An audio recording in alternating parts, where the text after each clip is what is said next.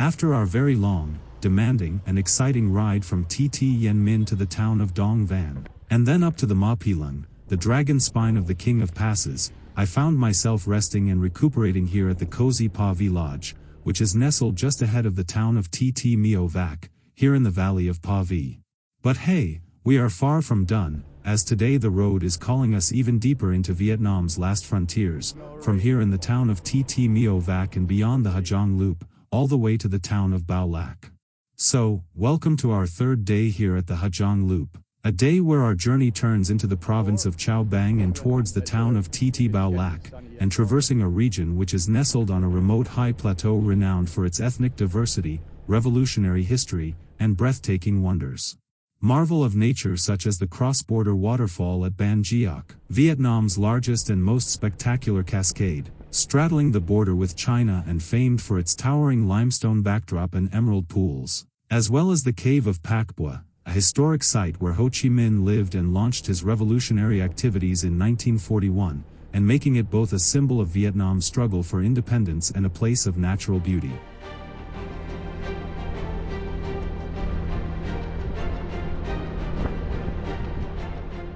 And as we are now officially entering the town of Meo Vac, a city which is here tucked in the far reaches of the Hà Giang province, let us talk a bit about this frontier town which is shaped by altitude, isolation, and sheer endurance. The city sits at the foot of the legendary Mã Pí Lèng Pass, a region where jagged limestone cliffs plunge into the No K River Gorge, and where the roads cling to rock faces like veins of determination. But the town of Meo Vac is much more than a dramatic waypoint. It is a cultural stronghold and a living archive of Vietnam's mountainous resilience. The town itself is home to a rich tapestry of ethnic communities, including the Hmong, the Dao, the Tay, and the Lo Lo, and each with their own distinct languages, customs, and traditional dresses. Life here is deeply tied to the land, with families cultivating steep terraces, raise livestock, and gather at the Sunday market, which is a vibrant hub where trade, gossip, and tradition converge. The market here is not only just economic, but it is also cultural. It is the place where generations meet, and where the rhythm of the mountain is pulsing through every transaction. Meo Vac's transformation began in the 1950s with the construction of the Road of Happiness, which is also known as the Con Duong Han Phuc, and a monumental project that connected the city of Hà Giang to the district of Dong Van and the town of Meo Vac. In over 8 years, more than 1,300 young volunteers from 16 ethnic groups carved this road through unforgiving terrain, logging millions of workdays and enduring extreme conditions. Sadly, many of them also lost their lives as their sacrifice turned isolation into connection, and today, the road stands as a symbol of unity and perseverance, winding through the Dong Van Karst Plateau like a serpentine tail.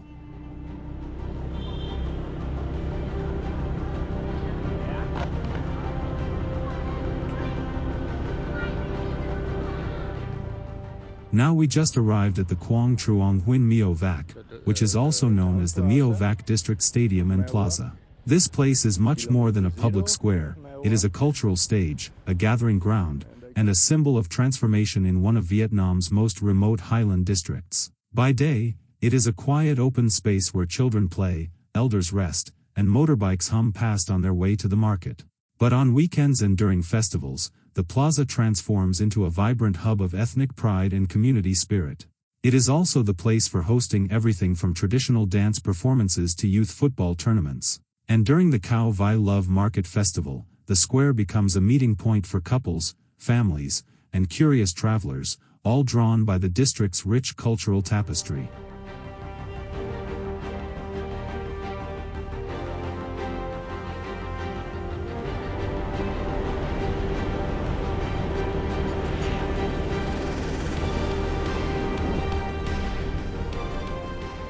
Anyway, let us quickly finish the town history. Although it was, and still is, a remote place, Meo Vac was not untouched by colonial history. As during the French occupation, the highlands were strategically monitored, and nearby areas like Sa Phin saw the construction of hybrid structures such as the Din Vua Meo, which is the palace of the Hmong king, and a blend of indigenous and French architectural styles. The French influence also extended subtly into their language, administration, and their infrastructure, and laying groundwork that would later support national development efforts like the Road of Happiness. While Mio Vac remained largely rural, its people absorbed and adapted, preserving their identity while navigating imposed change. Today, Mio Vac stands at a crossroads, a junction where ancient customs meet with modern motorbikes, and where the memory of sacrifice lives on in every bend of the road. It is certainly a town that does not just endure, but it also remembers, and is offering much more than a stunning scenery for us travelers, as it is presenting us also with a story which is still unfolding.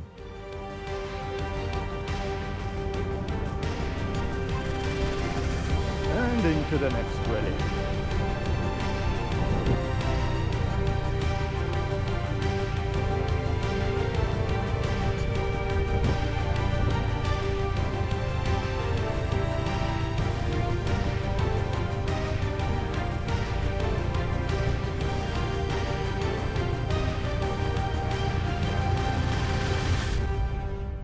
We have already left Mio Vac town well behind us and once more climbed into the limestone folds of the Hà Giang Plateau.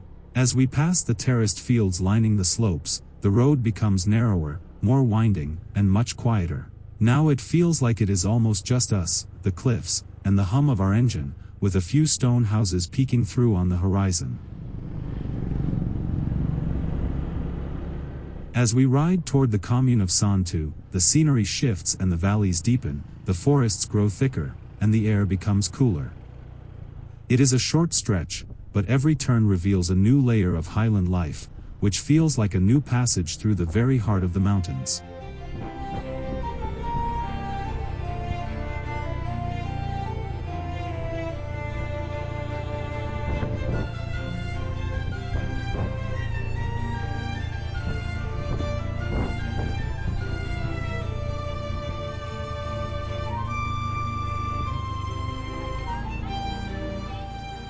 Now we are passing the commune of Tat Na, which lies deep within the limestone highlands of Hà Giang. Life here is shaped by rugged terrain and the resilience of its people. With the Ha Mong, the Dao, the Tay, and the low communities farming steep terraces, raising livestock, and gathering at local markets where tradition is still preserved in every exchange. I learned that this area was once isolated, but the road of happiness changed everything by connecting all the remote communes like Tat Na to the outside world. Even though Tat Na is not a tourist hub, it is a living highland community, and for travelers, it offers a glimpse into their authentic daily life, where stone houses, terraced fields, and ethnic traditions continue to define the rhythm of the mountains.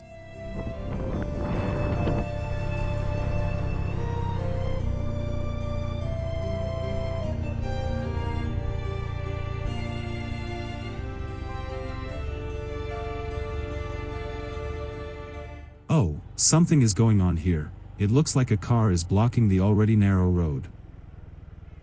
Let's get a bit closer and see what happened.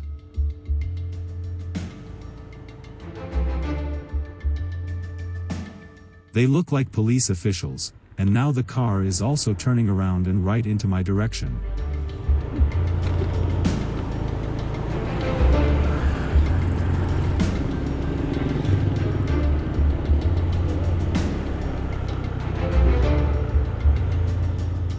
And so many people here, this is very unusual.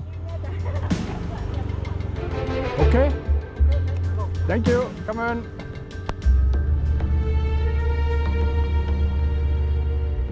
This was quite strange, and to my inner feeling it was a bit too easy, but hey, let's see.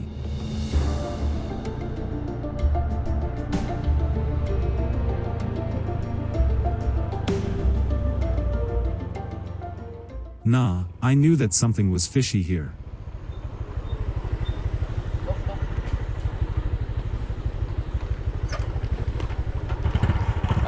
Off camera. Okay.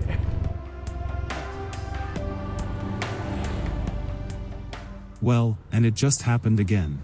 But let us tell you that here on the Hà Giang Loop, checkpoints are part of the journey, as you could witness too, right now, and right here on the slope near to the VP hamlet in the Tat Na commune of the Mio Vac district. Of course they stopped me again for a routine police control. The officers also asked me to turn off my camera, then he checked my documents, and once they saw everything was in order, I was free to continue. This is a reminder of how important it is to carry the right licenses.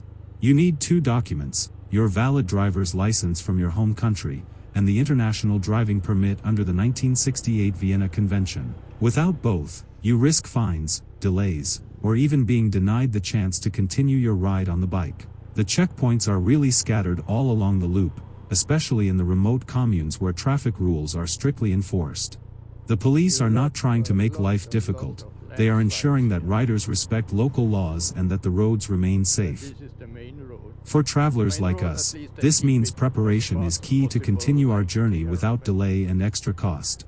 So, before you set out, make sure your paperwork is complete. Keep your licenses accessible, ride responsibly, and remember that the Hà Giang Loop is not just about the scenery, but it is also about respecting the communities and their regulations that make this adventure for us possible. And so, with the right documents in our pockets, every checkpoint becomes just another brief pause on an amazing journey through some of the most spectacular landscapes here in Vietnam.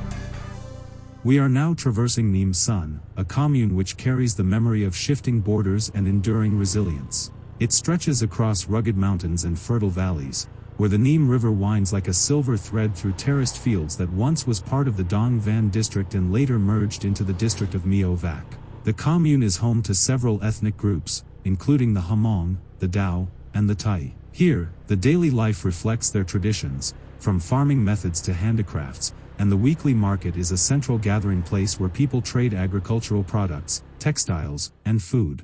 Local dishes such as tang ko, which is a traditional stew, and men men, a steamed corn flour, are commonly prepared and shared, while music, especially the khen, which is the reed pipe, plays an important role in community events and festivals. In recent decades, this area has become more connected to the surrounding areas, as roads now link the commune to the town of Mio Vac, which makes traveling for the residents and us visitors much easier. Development projects, such as hydropower facilities, operate alongside traditional practices. Education is also a priority, with schools serving local children and community initiatives supporting learning. Today, NIêM Sun represents both continuity and change.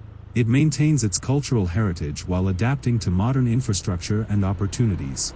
For us travelers, it offers insight into the daily lives of ethnic communities in Hà Giang and the balance between tradition and development in Vietnam's northern highlands.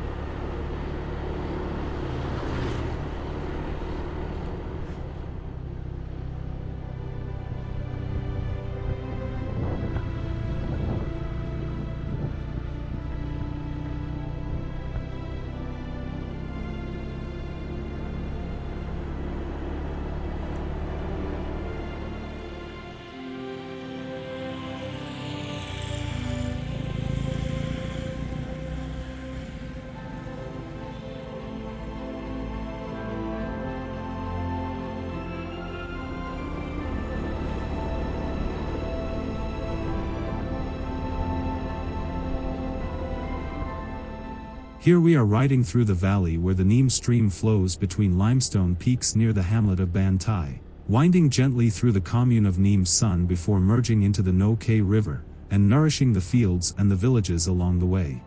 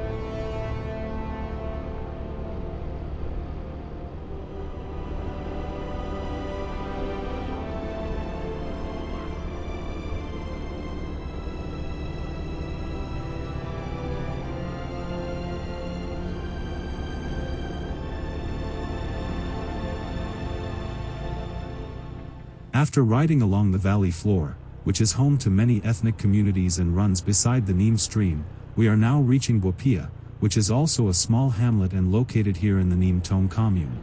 The road will continue following the stream, which eventually merges into the No K River further downstream, where it will form part of the natural boundary between the Hà Giang and the Cao Bằng provinces.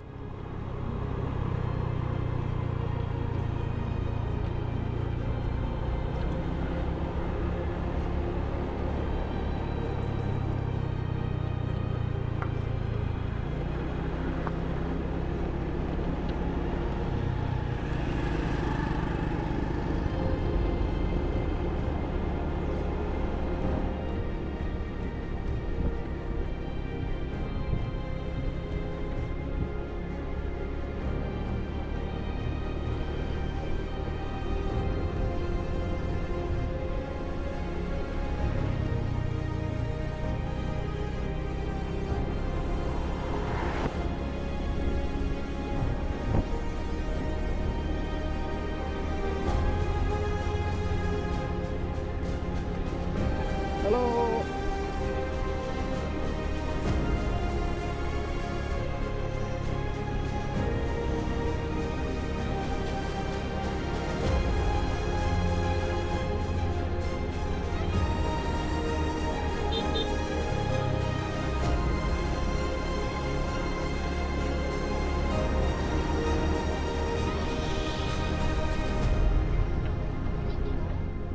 Life along this stretch from Bopia down to the provincial border with Cao Bằng moves really at a slower and steadier pace, and with the NIêM stream flowing quietly beside us and the many small villages which are scattered along its banks and the roadside, the rhythm here feels far removed from the noise and the rush of the stressful city life.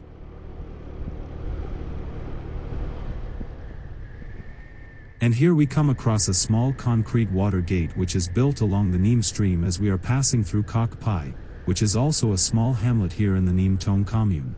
This structure does not appear to be built for generating electricity, but rather to regulate the water flow, and helping to manage the seasonal runoff, direct water toward nearby fields and villages, ensure a steady supply during the dry months, and reduce flood risk during the rainy season, which as we know, can bring significant volumes of water with it.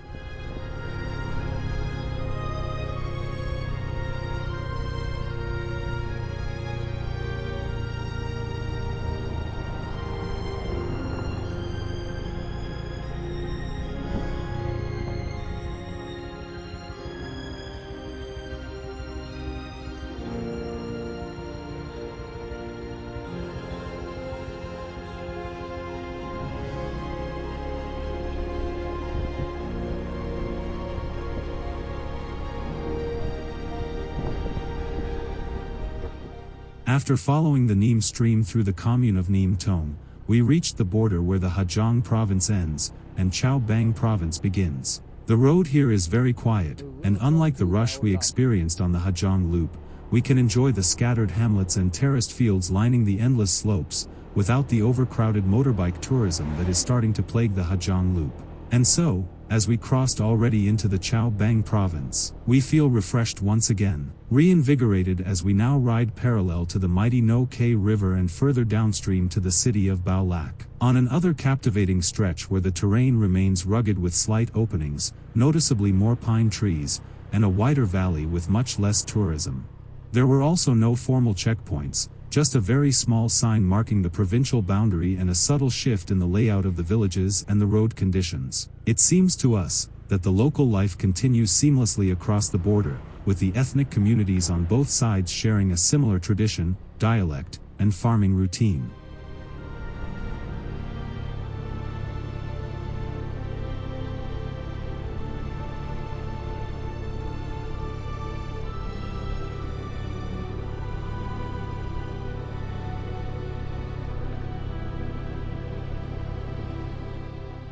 As we just passed the quiet hamlet of Cui Vin, tucked into the hills of Lai Bon commune, we could see for ourselves that this area experiences almost no tourist traffic. The road is simple, with only a few signs, no traffic lights at all, and a slow pace that blends naturally into the surrounding landscape. I learned that the village sits at an elevation of around 438 meters above sea level and is inhabited mostly by the Tai and the Hmong ethnic communities, a group who continue their daily routines of farming, tending livestock, and maintaining small irrigation systems. These watering networks draw from nearby streams and tributaries, which eventually flow into the No K River. The terrain here remains rugged, with terraced fields and scattered homes built along the road and slopes outside the villages. There is not much urban infrastructure, just a peaceful stretch of countryside where life continues steadily and with very little interruption.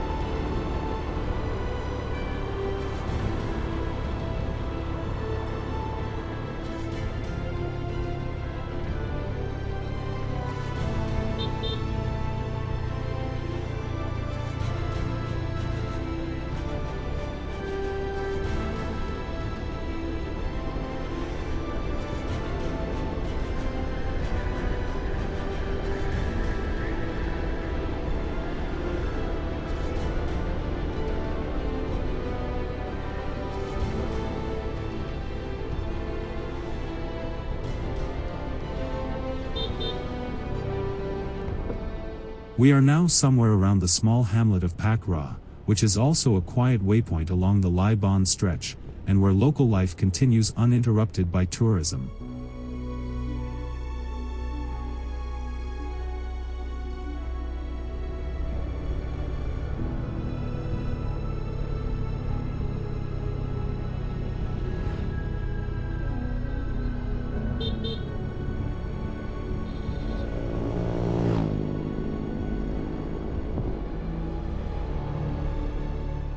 And here on my left we have another sample of the traditional wooden stilt house style, which are known locally as Na San, and very common here in the highland villages of Lai Bon.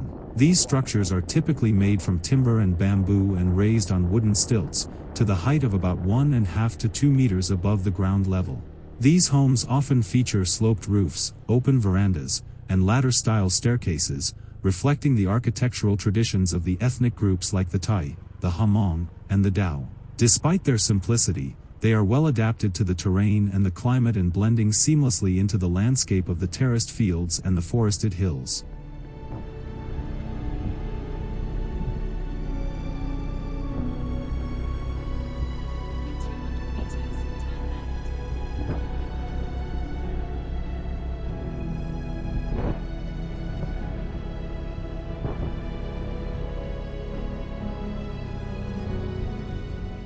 After days of winding through Hà Giang's dramatic passes and misty ridgelines, we finally reached Na Phong, a quiet but pivotal settlement here in the Lai Bon commune of the Bảo Lạc district in the Cao Bằng province. It is not a town in the urban sense, as it does not process any neon signs or tourist cafes, but it holds a quiet authority, as this is where the northern loop of the national route QL4C ends, and the road splits into the southern loop of the QL34. To the right, the QL34 will lead us back into Hà Giang's southern loop, by passing through the town of Na Sai in the Minh Ngoc commune, and eventually reconnecting with the city of Hà Giang. It is a familiar route for those looping back, but it is also a return to paved comfort roads and growing traffic. But for us, we will now turn left and continue toward the town of Bảo Lạc. And as we can clearly see, the road once again narrows down, and the landscape shifts dramatically. And as the motorbike convoys vanished already some times ago, it gets here even thinner. Then what now lies ahead is the less documented, and the less traveled road of the eastern frontiers region. Na Phong itself sits near the confluence of the No K and Gam rivers. It is a town which is surrounded by terraced fields and traditional wooden stilt houses which we already witnessed on our way here, and which are built by the Tai and the Hmong communities. The elevation of this place here is around 438 meters above sea level, and the pace of life is certainly unhurried, as most of the locals tend to their fields, their livestock which are grazing beneath their homes, and small irrigation channels which draws water from nearby tributaries, of which all of them eventually flowing into the mighty No K River. Also here, there is no traffic lights, just a few signs, a scattering of roadside shops, and the hum of daily life. It is a place of transition, not just geographically, but also emotionally, as the Hà Giang Loop may be now behind us. But wait, the eastern frontier highlands are far from over, and in fact, they are just starting now, as this township here is the gateway into a new and very exciting region of a lesser-known part of Vietnam.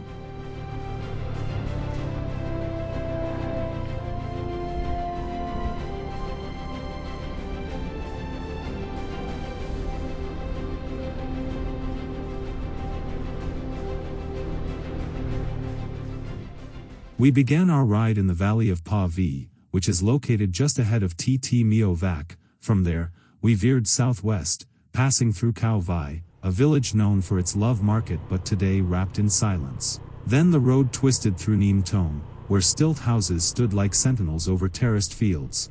Later, and without fanfare, we crossed into the Cao Bang province, and entering the commune of Lai Ban.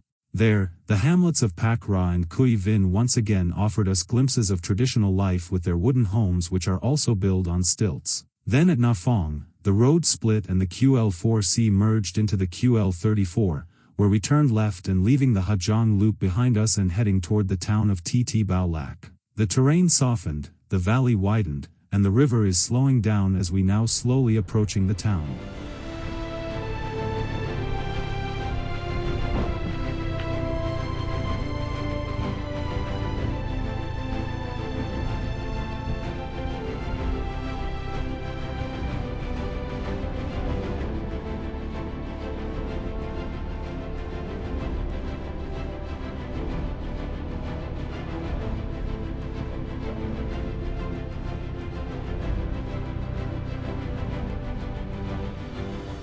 And as we are now approaching Bảo Lạc, which is undoubtedly a crossroad here in the highlands, we are clearly noticing that we left the quiet roads of Lai Ban behind us. The town of Bảo Lạc is the administrative center of the Bảo Lạc district, and one of the few places in the western parts of Cao Bang where the highlands gather into something which is resembling a proper town.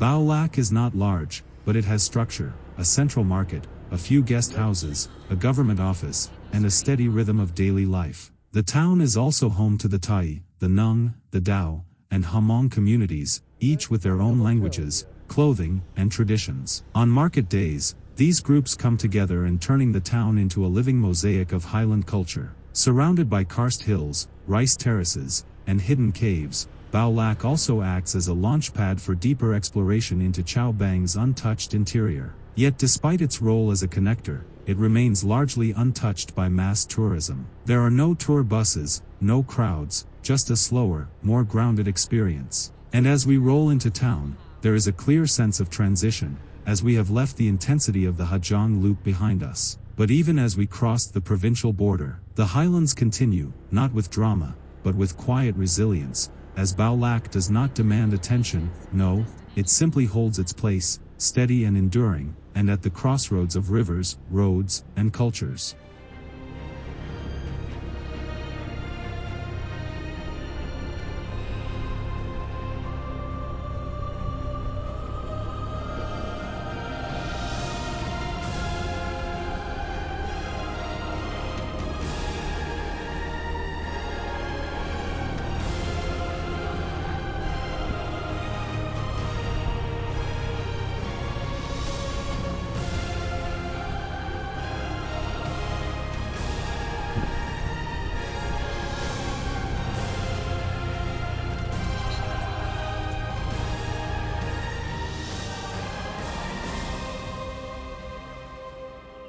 We are now arriving at the Viet Hong Hotel, our rest stop for tonight.